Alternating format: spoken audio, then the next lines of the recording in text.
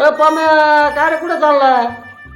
अरे काय रे मांगे, काय म्हणतो? काय नाही चहा पिला ना आता बसलो रे इथे. अरे तुला माहिती काय? काय अरे ती माझी सासू सासरे आले ना, तुला नाही का संध्याकाळी फोन केला असं आहे होता? का? म्हणून तू काय गाडी घेऊन आला नाही तू? जाऊ दे चल, अरे, आले गेलो ते. होतो बाहेर. आणि असं आहे म्हणून 3-3 पिशव्या घेऊन चालला काय? 3 का 4 पिशव्या वाटतं. अरे तुला माहिती आहे तर ती कशी कटते ती, तिला खाण्यापिण्यावर नाही लागत.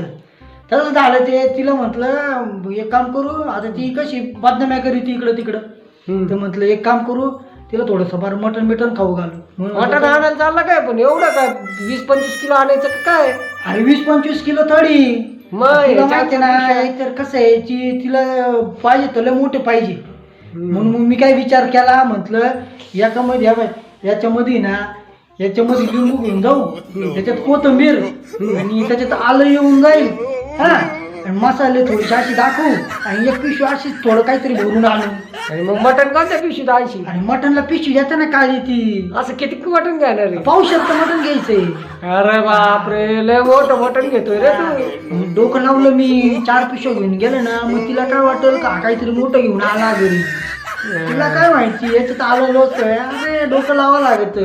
मग मी काय म्हणतो, मी जातो पटापट. मास्क पिला नाही का काय? सासू आली हे म्हणून. सासू सासरे आले म्हणून दारू पिलो नाही मी आज.